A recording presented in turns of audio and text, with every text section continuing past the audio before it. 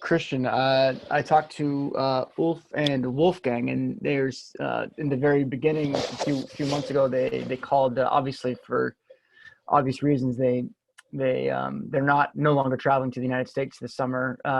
Before, so the first team was going to come over, obviously, but then they said, okay, no more first team because of the virus, so maybe it's just going to be some of the executive staff and et cetera. And now it seems like that's going to be postponed as well too, which is understandable, but at the same time disappointing because it had been great to see everyone again.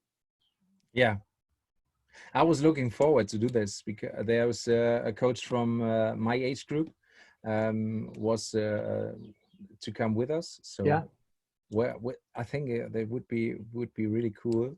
But yeah, we don't know maybe we can do it in the autumn. But yeah, we had. I was talking with both of them. We were going to bring a few of our teams actually over and do kind of a northern Germany tour and end up at the training grounds, Holstein Kiel, and organizing scrimmage matches and friendlies and stuff, which would have been fantastic. That was supposed to happen for November, but everything's out the window now. So we'll get started. Thank you everyone for joining. We're really excited for today's panelist is Christian Riecks. He is the youth technical director at a Bundesliga 2 club called Holstein Kiel, which is the partner of the San Francisco Glens.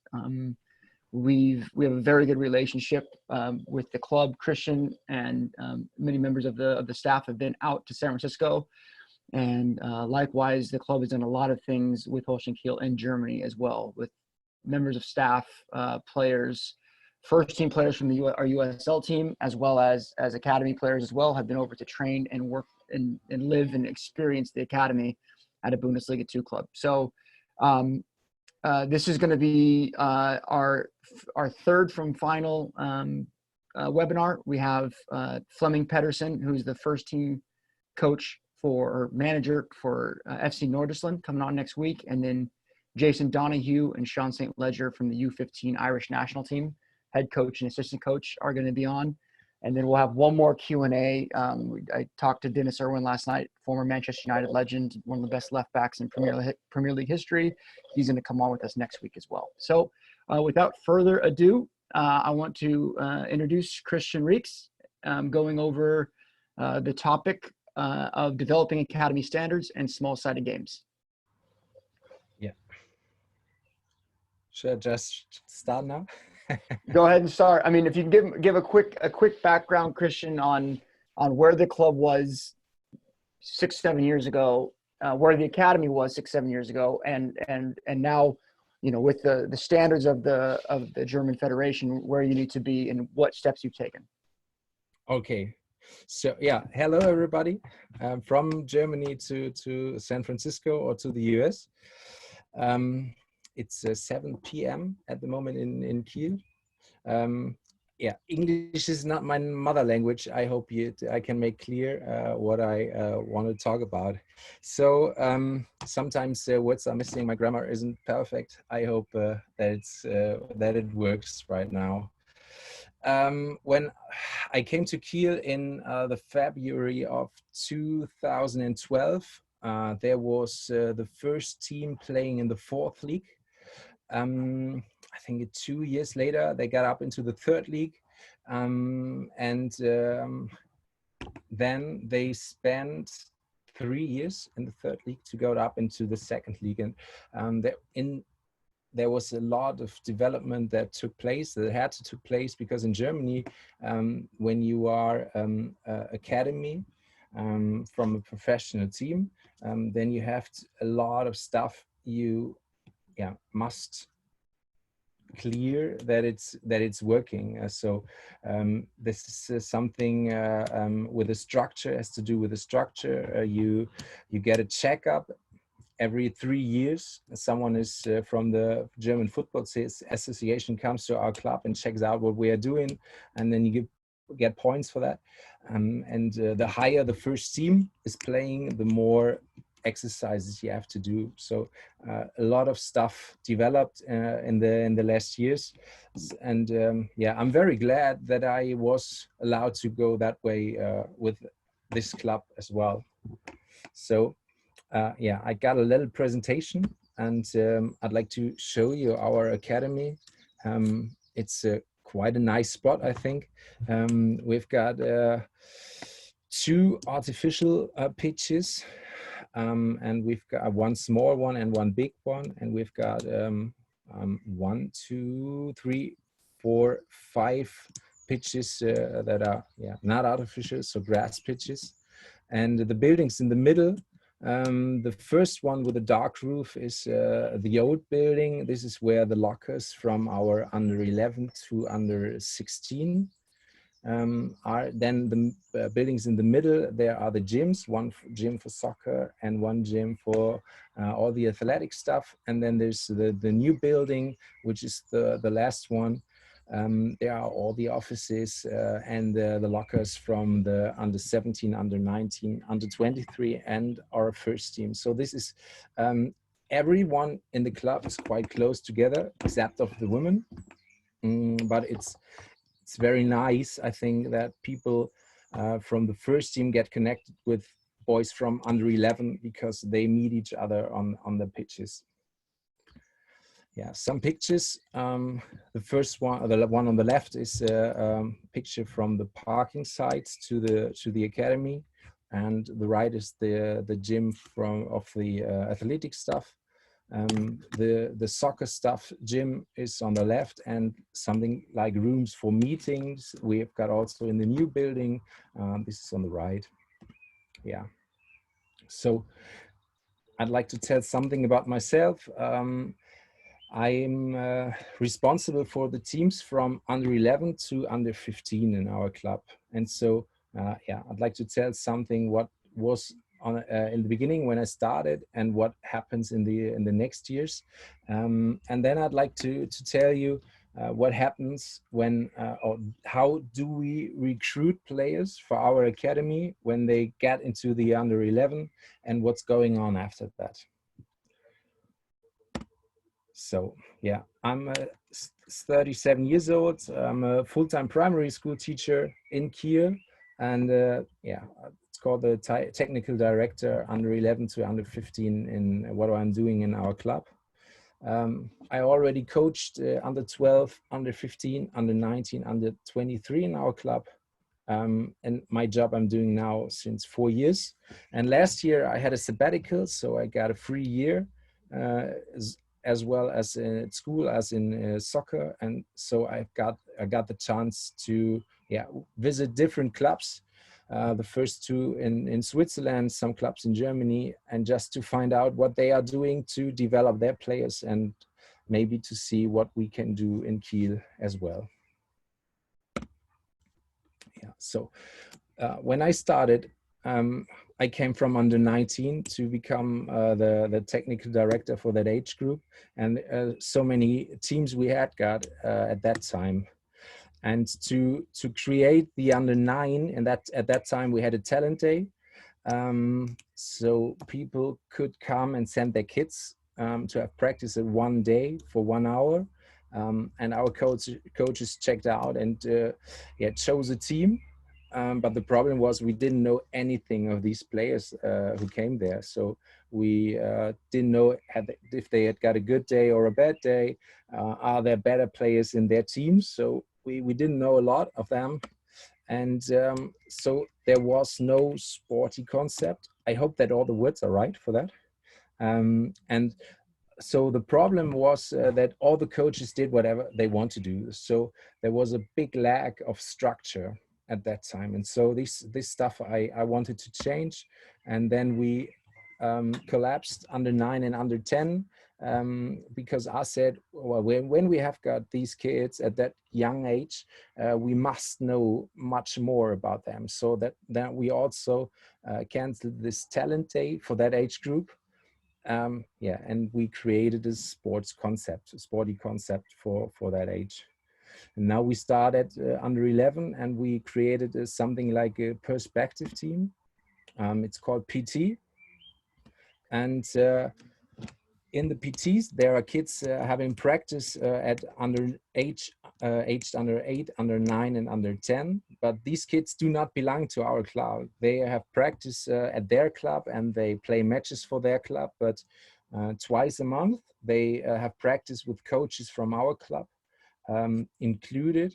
So yeah, that we got to know each other, that we stay in touch with the kids, with the parents, and also with the clubs.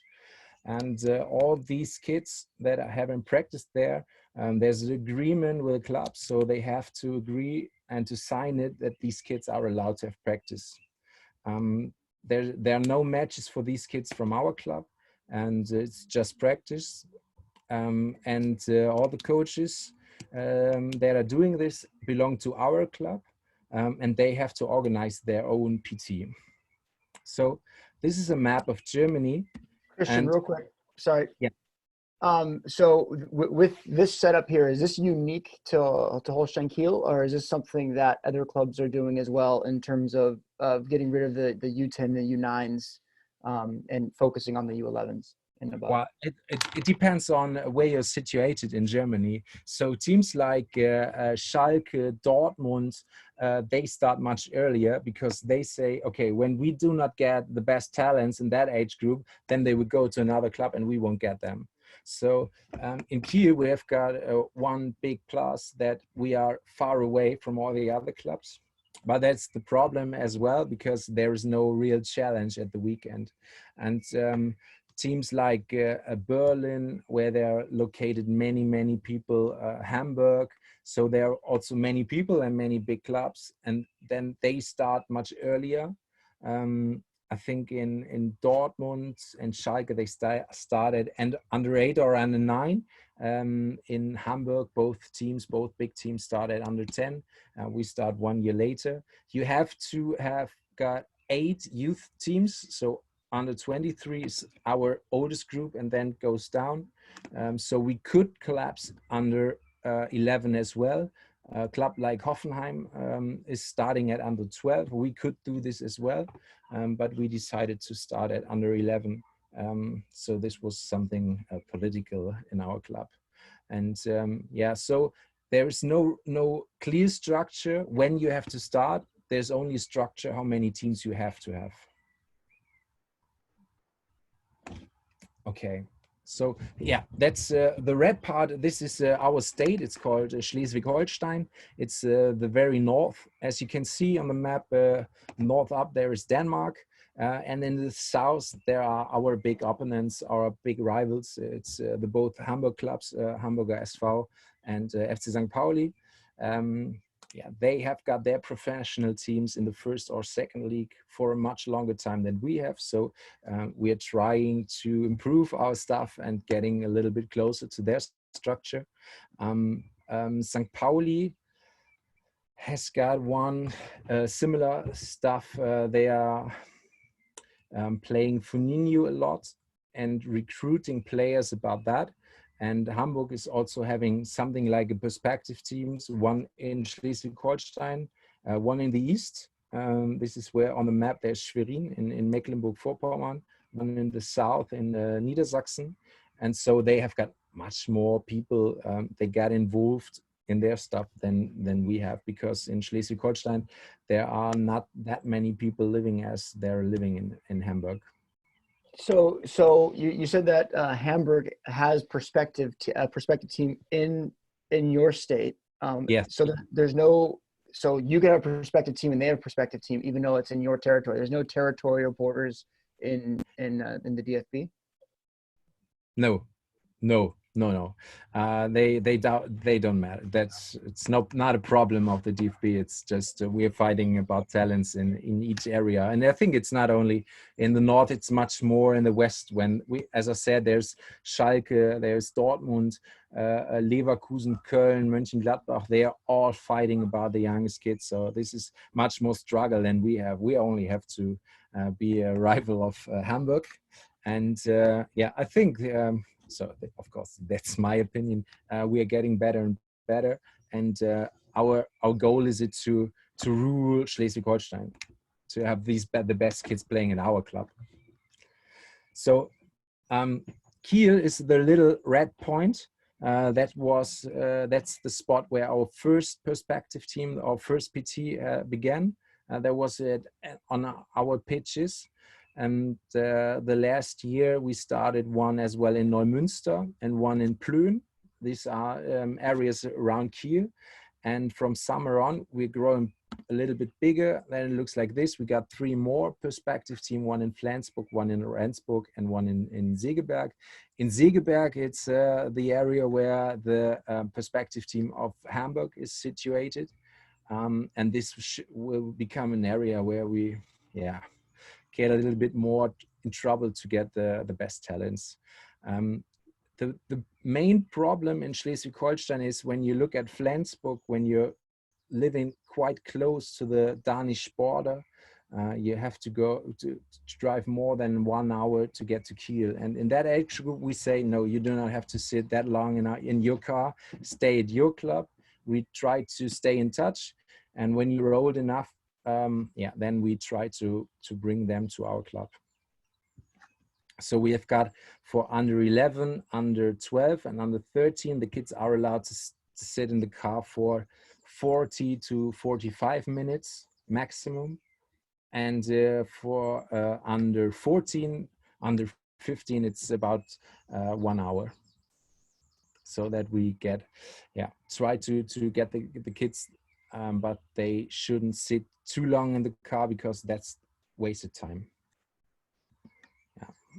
And in these areas, the coaches of the PT have to organize practice completely on their own. Once a month, they have to evaluate every player. We have got an online system where there are all the players typed in.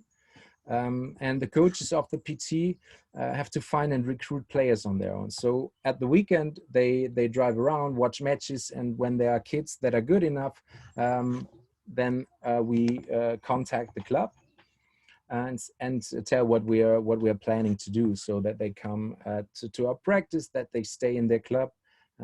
So that's what we're doing at the moment. But the most problem was that every coach found different type of players, of course. So when I watch the match, I think there are maybe I find another talent than a coach of mine who's standing right next to me. So, and then it was clear for us to say, okay, we need some rules. What players do we want to have? And that's when the scouting for this age group began. And so what we were looking for is when we watch a match and we think, whoa, there's a player who's really interesting, and then we try to find out why he's interesting. And we are looking for players that are they have got a certain speed, so they should be faster than most of the other players. They should have a good technique, and they should have a certain soccer intelligence. So that what we want to see with kids in that age group, when we say they're interesting, is when they are always on the move, when they always want to have the ball. In German it's called spielen gehen. So after passing, you're still moving forward to get the ball back again, to make a new offer. So, and when we see that kids aged 8 years, 9 years, 10 years old, then they are interesting. And the more aspects that they have, the more interesting they are for our club. So what we are not looking for is kids or boys who are for their age very tall and very big. So that's the reason why they are good at the moment. But we think when kids have a good speed, have a good technique, and a certain soccer intelligence, then they are more interesting, because they can develop much more better than the kids who are physical far away from the other kids. Does that make sense? Yeah, in English? No. So these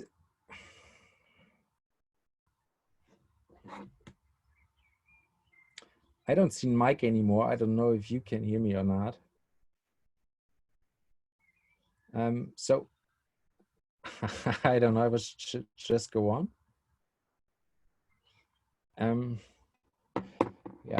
So these arguments, these rules, we just have for our PTs, and Mike, can you hear me again? Yeah, I can hear you. Sorry, maybe I don't know if that was me or everyone else. Yeah, I'm back. Sorry. Okay. Oh, it's all good. I didn't know if I should go on or not because I didn't see Yeah, you anymore. yeah. Continue. I'm sorry. Okay. Oh, it's all good. Um, yeah, when the coaches find interesting players, the kids will invite it for practice for 3 times, and after 3 times, we decide if they are should become an inherent part of our PT or not. So when they have got a lot of good stuff that we found interesting, then we think they should be part of our PT. Yeah, when the boys reach the under 11, so of their age group, then we chose 12 kids. So this is the number, how many players we recruit for our youngest kids. And yeah, so when they are in the PT, we're looking for, these are the scouting stuff we're looking at. Yeah, Ryan told me yesterday that I Googled the right word because there's stuff I've never heard in English before, like assertiveness. I've never spoke that before. So yeah, so when we're looking at the technique, they should have good dribbling. They can use feens. The athletic part is they should have a good agility. They should be quite fast. The mentality, we want to have players or kids who take it serious, because in that age group you often have got kids that are not concentrated enough, and so there's a lack of, yeah, we say a boy who can concentrate and take it serious is yeah, more talented in that area than boys who aren't at that age group. Doesn't mean, of course, it can change in the next years because it's a process of development. But at that moment, we try to choose the best players, and yeah, we'd like to have got boys who coming to practice that yeah, just want to do anything to getting better. And from the intelligence of soccer, we're looking for kids with a certain creativity and a certain assertiveness. But it doesn't mean that they are only, yeah, as I said before, we want to see players with a good dribbling, with good feens, so that they have got an assertiveness with that, or with their speed and not with their big body.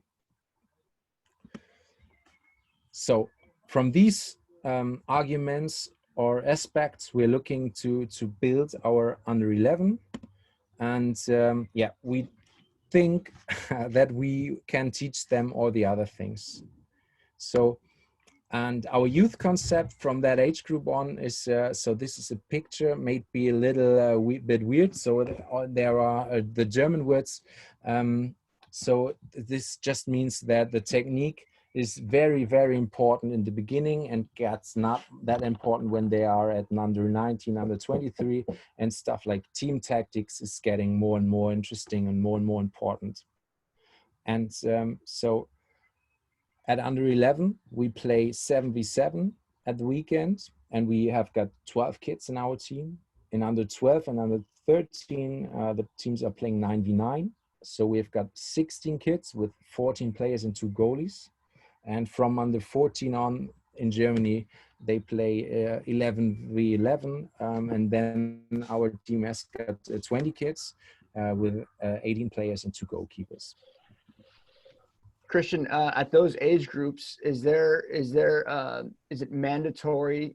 Is it mandated by the federation how much a player must play? So if you have 20 kids on a team at U14, you have to play all 20 of those kids in a game? There are no rules from the association. There are only rules from our club. So this is something I'm telling you later on. So we've got rules for our coaches and at that age group, but not from the association. And so yeah, when we started under 11, under 12, and under 13, we've got a little curriculum for the technique. In under 11, we do not any tactics. At under 12, we start with an individual tactics, and we and under 13 as well. And we hope that we introduce the kids to take the right decisions on the pitch at the right moments. Is it better to pass the ball at that moment, or is it better to have a 1v1 maybe, for example? And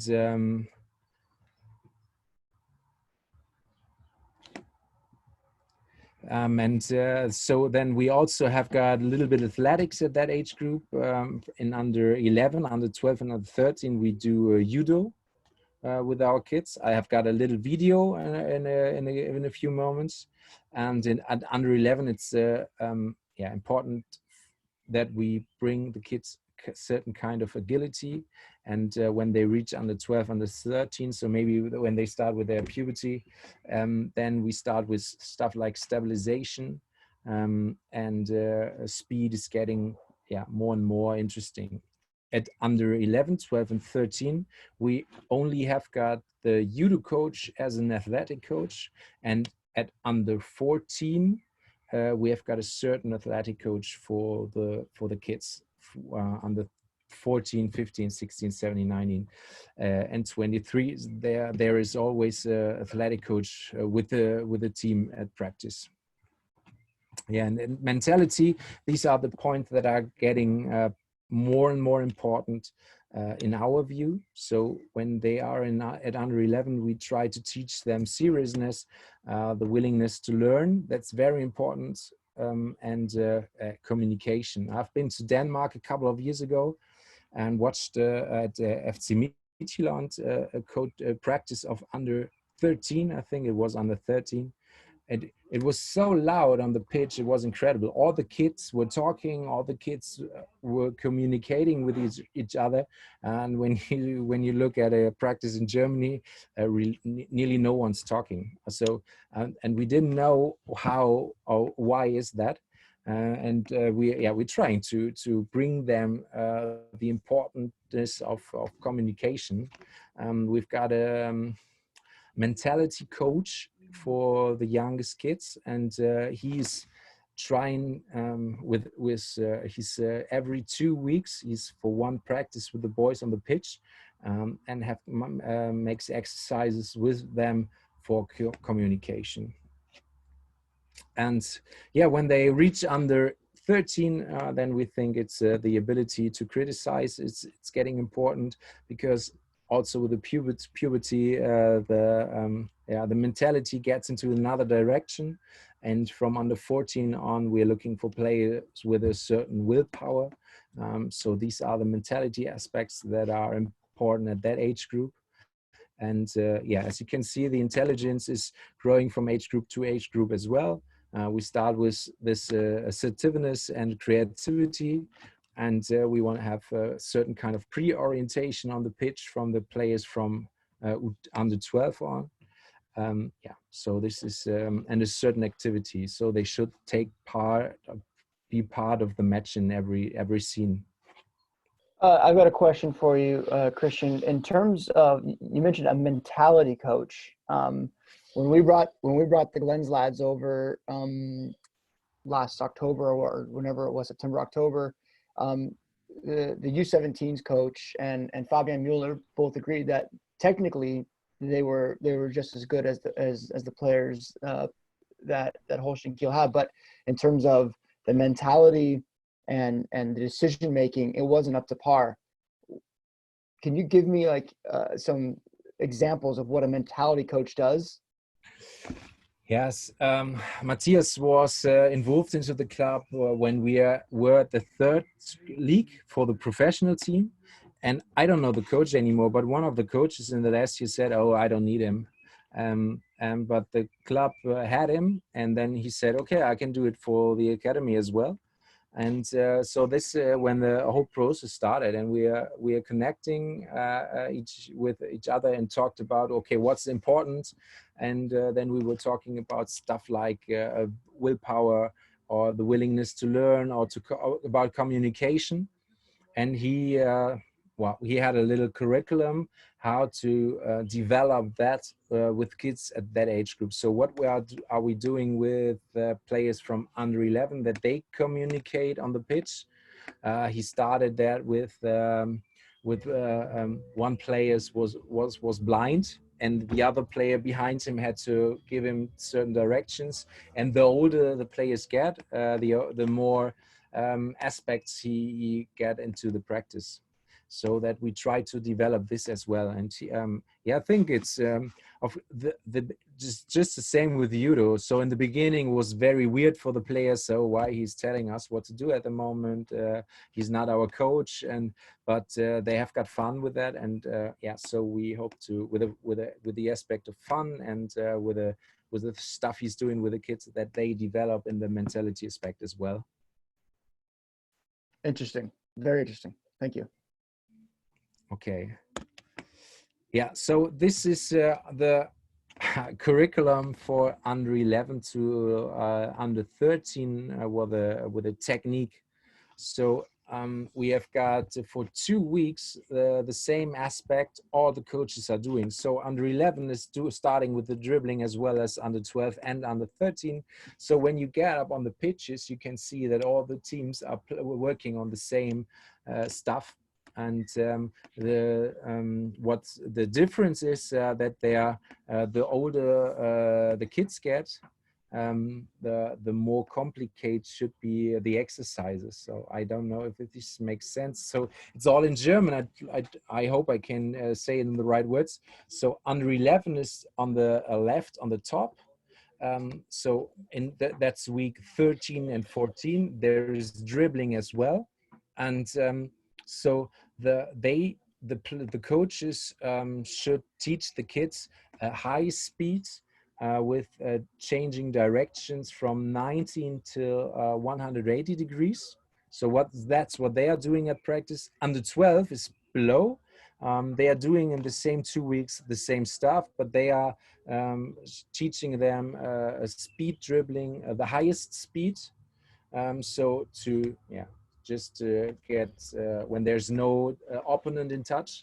And under 13 is even doing this with the pressure of an opponent. So they should learn to dribble in a highest speed when there is an opponent close by, so that they learn, okay, when is it important to, when there is a lack of space I can use with the highest speed, then I should run, keep controlling the ball.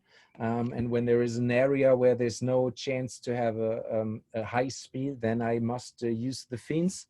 So that we try with the whole concept, because when you see we've got dribbling in week 1 and 2, we've got dribbling in 13 and 14, and we've got dribbling in week 33 and 34. And then there are feints as well in 7 and 8, in 17, 18, 21, 22. So these aspects are very, very important for us. We would like to have got very, very good dribblers, because passing, they learn enough when they're getting into the under 14, under 15, when they're playing on the whole pitch, on the whole size, then they have to pass a lot, and we want to teach them dribbling and feints at that age group, because I think it's easier to explain a player to pass the ball instead of teaching him dribbling when he's at under 15 or under 16.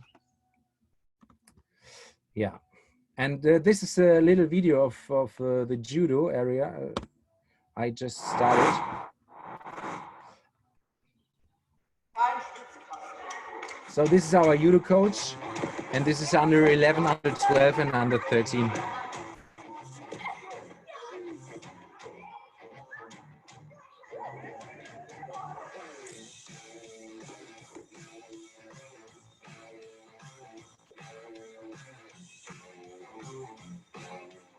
Wir haben uns dazu entschieden, das Judo-Training ins Fußballtraining mit aufzunehmen, weil wir die Erfahrung gemacht haben, dass die Jungs... Yeah, because it's in German, I'd stop that, because I'm just explaining that it's for us it's important to have these aspects of a certain athletic practice in our in our practice at that age group, and we chose judo because there are always these situations with struggling 1v1, and we hope that they are getting a better 1v1, that they lose the respect of having body contact at that age group.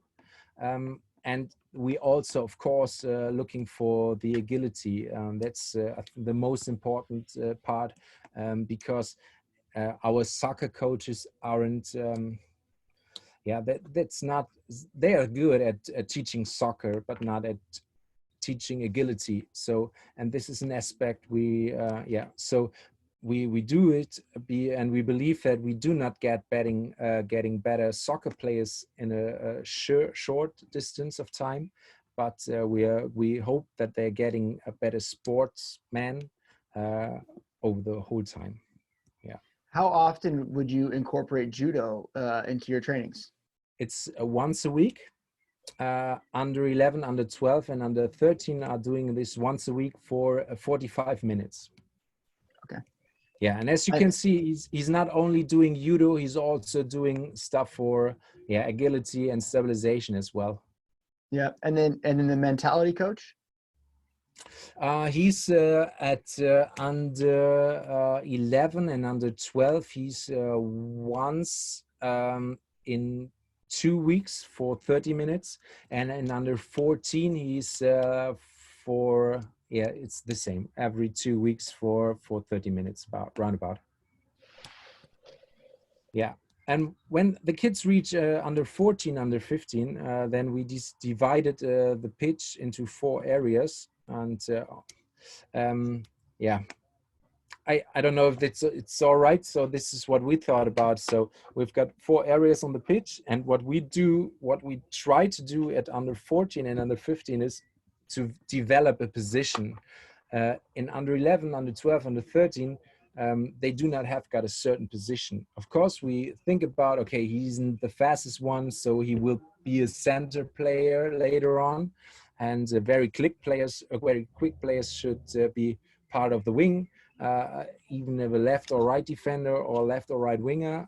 Of course, we think about this, but when they get into under 14, then we try to figure out a certain position for this boys. So, and then we thought about, okay, so each position has got certain techniques and certain tactics, what they should learn. So a central defender has got definitely different techniques than a left winger. So, and then we try to find out, okay, which aspects are important for us, which aspects are important on their positions. And on Monday, under 14 and under 15 has got practice together. And then we are our under 14 has got 3 coaches, our under 15 has got 3 coaches, and myself. So we are 7 coaches on the pitch and dividing the kids into these 4 areas. And then we have got practice with them, with the 2 teams together. And then they are divided into these 4 areas, these 4. Maybe under 15 assistant coaches doing the job with the center offensive. Then there are the players like a striker or the central midfield player. They have in practice together, and we try to make them better on their position. So they should have practice with a defense header. They will never do this except of a corner or free kick. But in general, it's not part of their match. And so this is how we think about developing them. And this is just for all the stuff for the central midfielder, central defender, or the wingers. So, and so they have got practice on Monday, Tuesday and Friday. And on Monday, we do this under 14 and under 15 together, the positional, specific positional stuff. And on Tuesday and on Thursday, we have got group tactics that they are doing. And I wanted to change it because Ryan told me that wasn't the right word. So maybe, so they also practice 2 weeks with the same topic, and we put it defense topics and offense topics together, so that under 14, maybe in week 1 and 2, they are having practice. Well, in Germany, it's Viererkette. It's the whole the defending raw, left defender, the both central defender and the right defender together. This is the 4 chain. So this is just word by word translated, and that's what we're doing to bring them the group tactics defense, and the offense is having a practice with creating chances through the center, so we can do both together. And maybe the chef coach, the head coach, is doing the defense, and both assistant coaches are coaching the offense. And after that, we change it next week so that both areas have got all coaches which are coaching them. So, and then we developed topics which are important to bring them closer to the team tactics. So these are only the group tactics for under 14 and under 15. So we try to improve them at their position. We try to develop one position for under 15 at that age group. And we try to improve their group tactics and give them into the under 16. So now you can start with the team tactics. Yeah, so from under 11 to under 15, every player has to play at least 50% of the time. So this is something our club said. So this is one thing the coaches have to do. They must make clear that every boy plays at least 50% of the season. Of course, illness or injuries aren't involved, so we just talking about the matches that they players play. And from under 11 to under 13, we do not have got certain positions. They change positions in every match. Our under 11 and under 12 even change positions in every halftime, so they do not play on a certain position the whole match. It's always changing because we think that it's important that they've got as many aspects of the match as possible. Yeah, and as I just said, in under 14 and under 15, we try to develop a position for every player.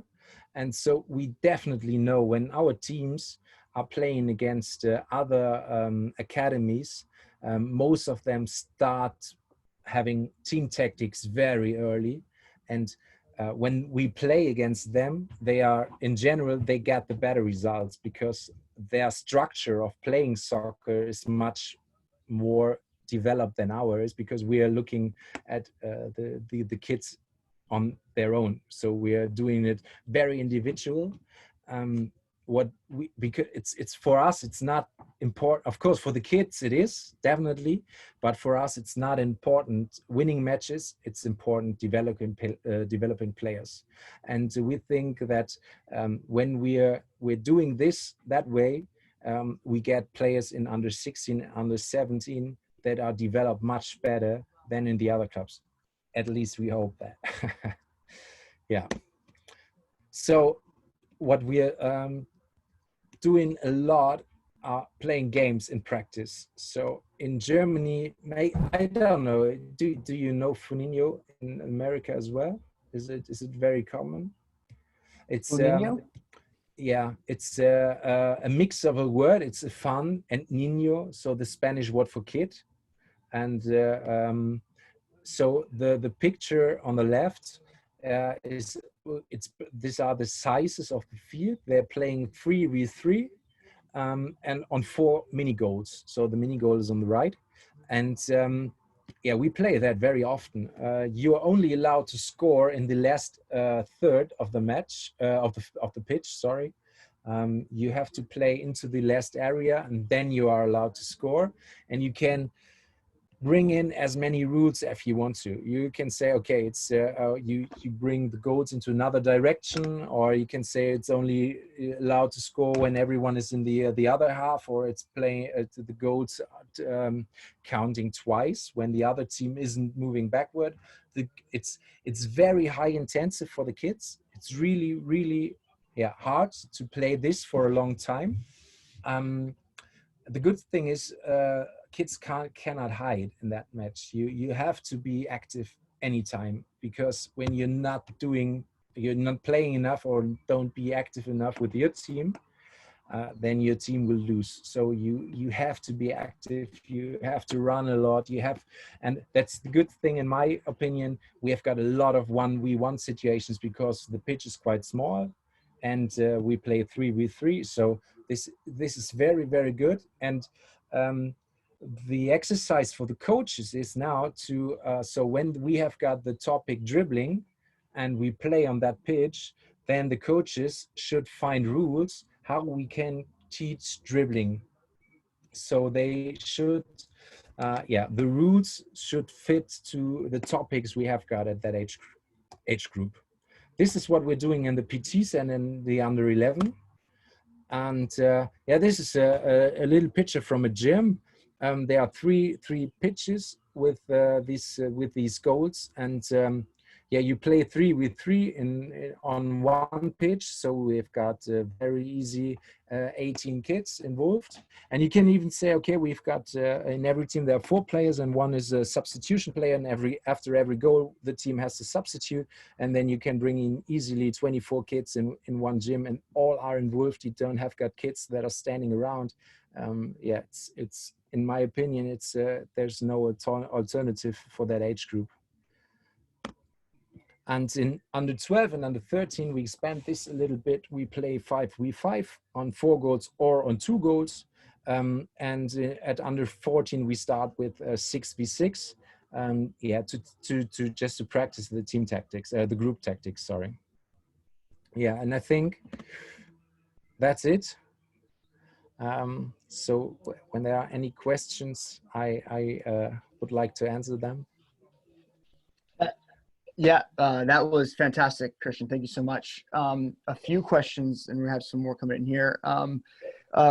You touched on scouting a little bit. How many scouts would Holstein Kiel employ, and how does that process work?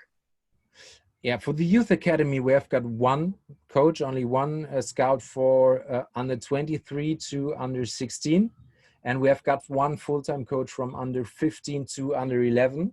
And these PT coaches, they are scouts as well. So, and when they start at the weekend to watch matches and find kids, then they are involved in scouting as well. So we've got, in every PT, there are 2 coaches.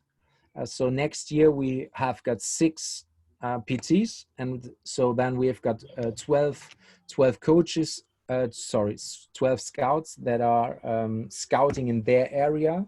And we have got 1 scout for that age group from under 11 to under 15 for whole Schleswig-Holstein, and 1 from under 16 to under 23. And he's connecting all the stuff, yeah, in general from all over Germany. Interesting. And then you mentioned something about an online system where you had all your players. So you have a profile for each player in a system. Can you explain that system a little bit? Yeah, it's called SAP.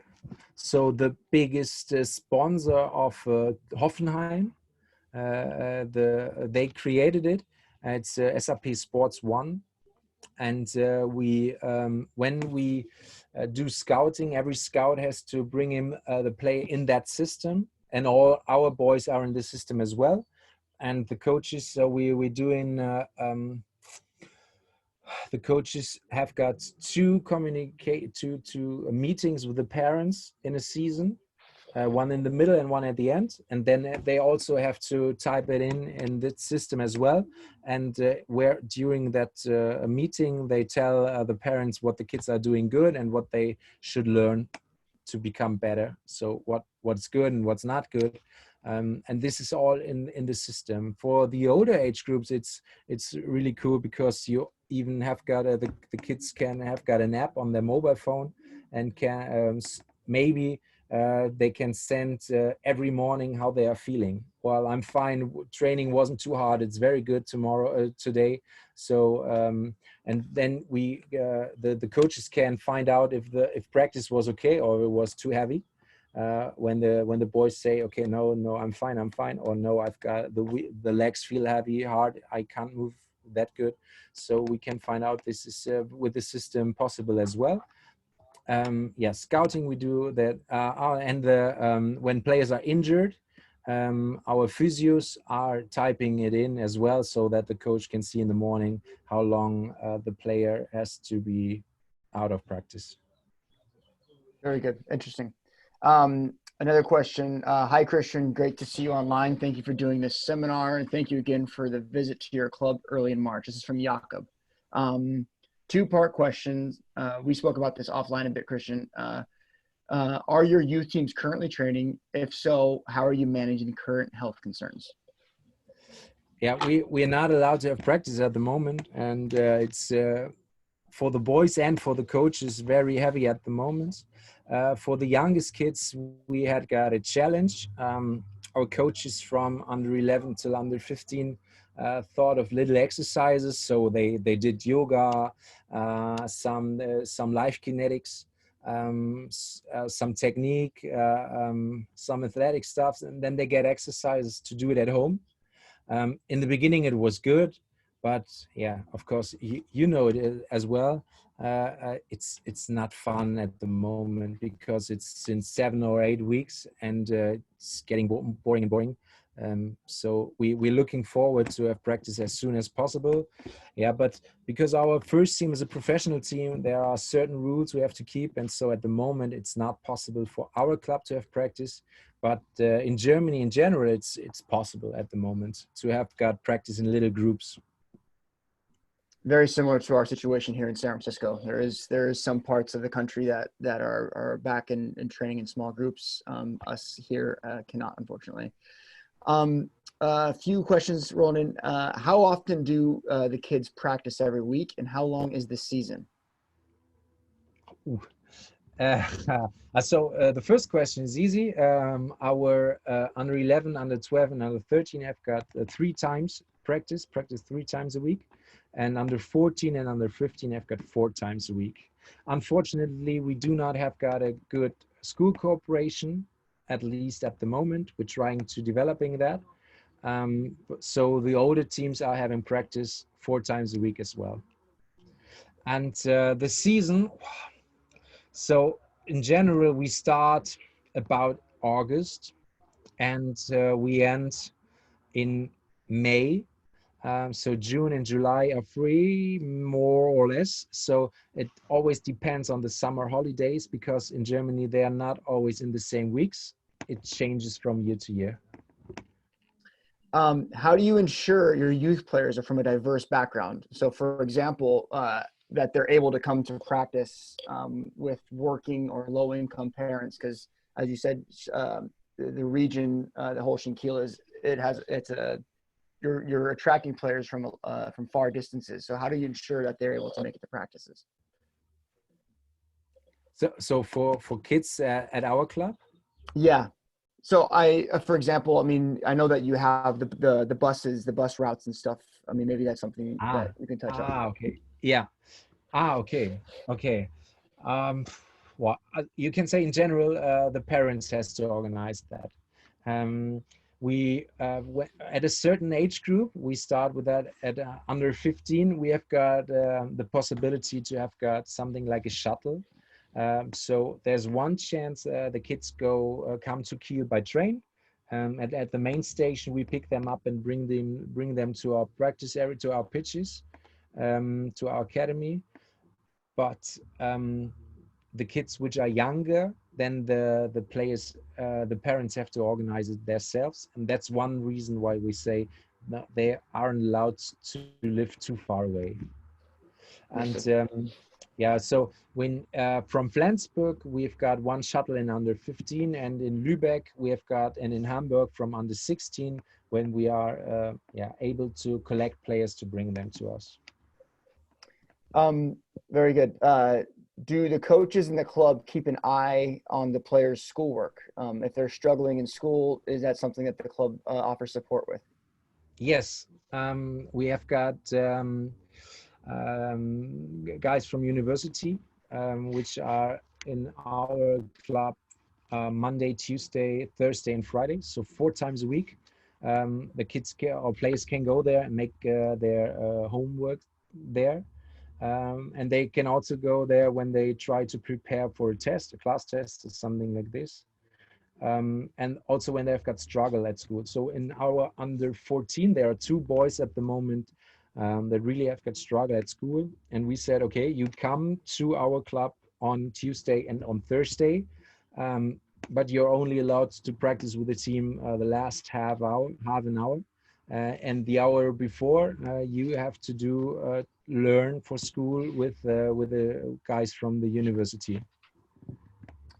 One really cool thing that Holstein Kiel set up for our players when we went over there, they went to school with some of the academy lads, and the school gave our players very simple homework to do in German, and then they went to the tutor that Holstein Kiel provided in the facility and did their homework. So it was very cool that you guys did that for them. A question about coaching licenses. In order to coach in an academy in Germany? So when that's difficult. So in general, the German Football Association says we start at under 12. What's below is each club can decide it on their own. So there are no rules for our under 11 coaches.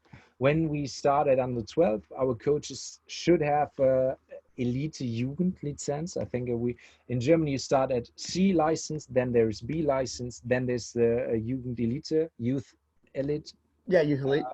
Yeah, then there's the A level, and then there's it's called Fußballlehrer in Germany. So this is the highest level you get. It's a professional license, and so yeah, I hope that the German Football Associations will change a little bit, because this Elite Jugendlizenz, it's very, very tactical, and we say no, we want to we want to teach our kids the techniques in our 12 and under 13, and we want to teach them individual tactics, and maybe a little bit of group tactics, but no team tactics at all. But the license is relate to that very close. So this is of course, when you go to a license and come back, you think, okay, now I'm better than before, and you want to bring in the stuff you learned. But yeah, that's hard for us to tell the coaches, okay, yes, we love to bring you to the next level, but in here, please have an eye on the technique and on the individual tactics. Yep. So you're saying maybe the license cater towards the technical aspect and development of players as opposed to group tactics, and that would be more it'd be more relevant to that age group. Yeah, the lowest level, this is very technical, but the higher the levels are, the more tactic stuff is teach to the coaches, and that's important, of course, as well.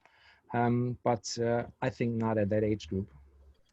A lot of good questions, Christian, for you. You're a popular guy right now. Does your mentality coach have required certifications or education and / training, or is it just another coach? I know he studied psychology, and he has got a praxis. Is the right word? Yep. So he's a kind of doctor. You can even so you can join him when you've got a really mental problems, and he's so he's doing this full time, and I don't know, he's 10 hours at the academy a week. Great. A few more here. How early do you start identifying goalkeepers? And do you have specialized goalkeepers at the under 11 age group, or do you mix them around? Oh, this is a very good question, and a good topic we're discussing about. So in general, we said we need goalkeepers that can play soccer on the pitch as well. So they should be good, have got a good technique as well. So, well, in the under 11, we're playing only very regional, so we do not need a goalkeeper, because when you get the best players from all the other teams, then you are better than all the other teams. So we do not need a goalkeeper in that age group.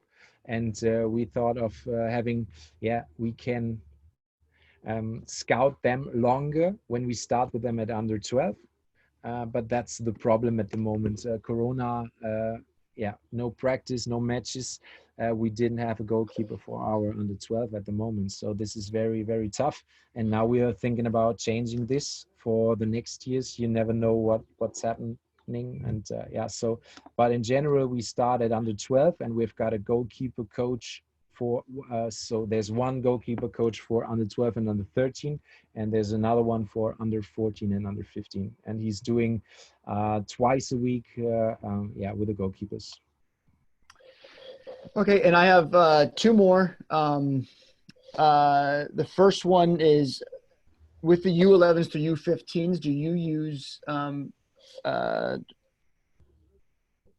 use video analysis to help develop players? So, for instance, when I was over there, Dominic would do a lot of things with the older players.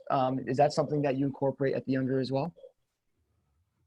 Yeah, you are so under 11, 12, and 13, the coaches are allowed to do this, but they don't have to. Under 14, under 15, they should do it once a month. Our under 15 coach, our actual under 15 coach, he's doing it quite often, and he's spending a lot of time with analyzing players. So he's cutting videos and send them to each player so that they get a yeah, so an individual coaching as well with the videos. So it's a lot of hard work. And it's a lot of time he spends on the computer to see the video, to see the match again, and cutting videos from each player and send them to the boys and discussing with the boys. So, but that's what he's doing at the moment. Very good.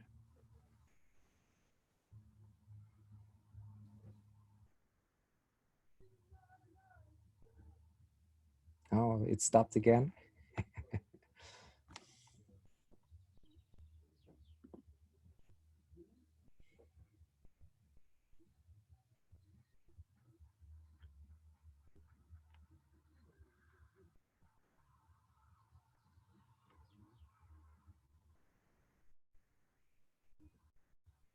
Yeah, I can't see Mike, so I can't hear him as well. I don't know if the other ones I can try to. Oh, I can't even read the questions.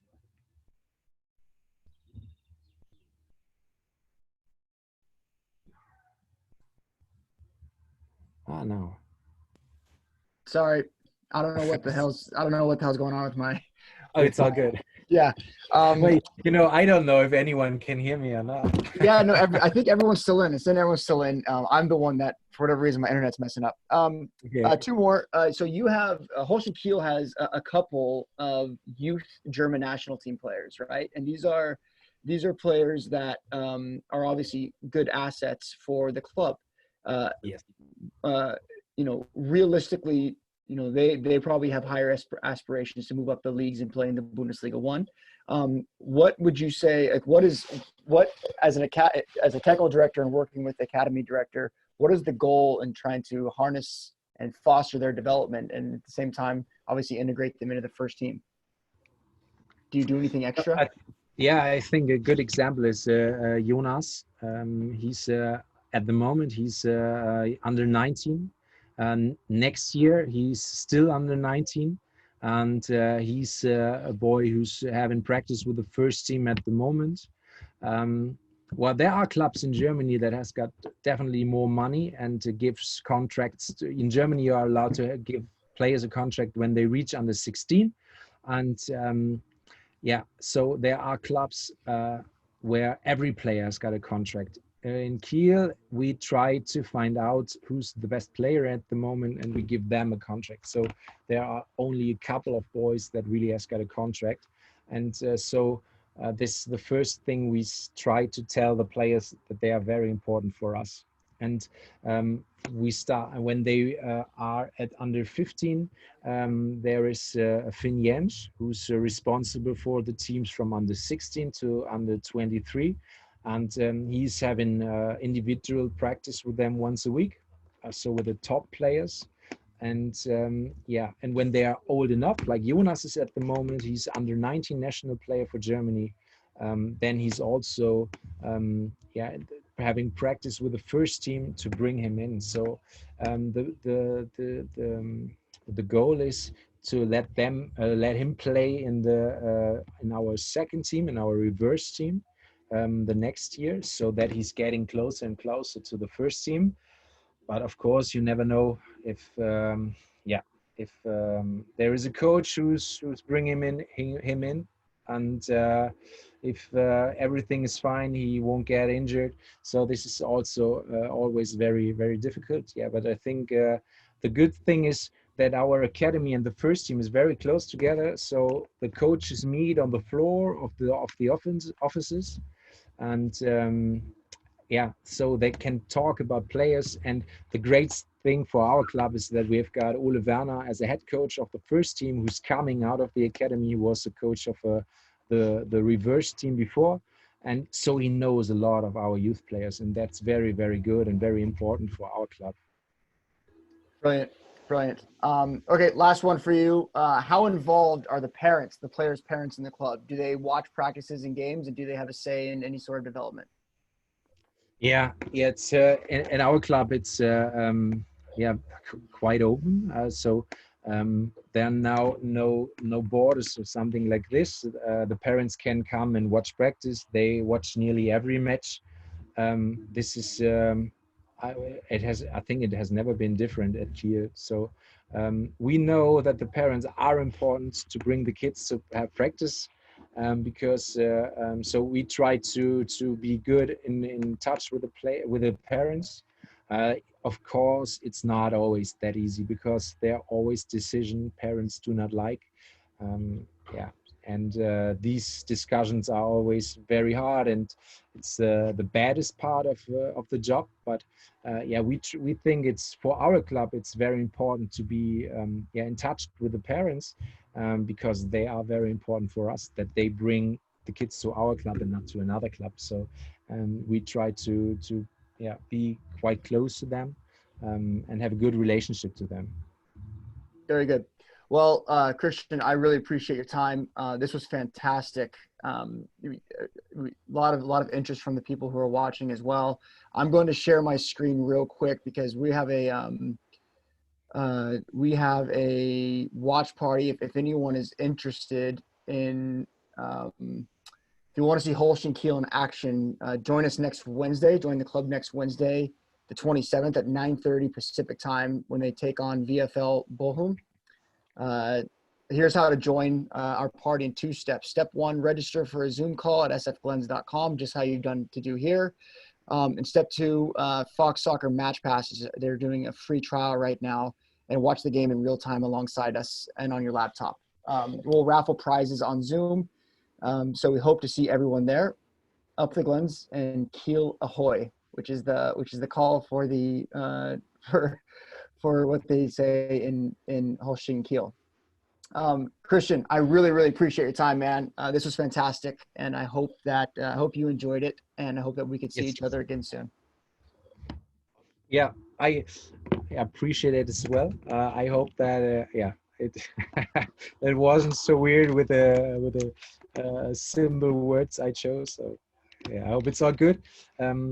Up the Glens as well. Stay healthy. We hope to stay. I hope to stay in touch, but I'm looking forward to that, and hopefully we'll see us this year again. Absolutely.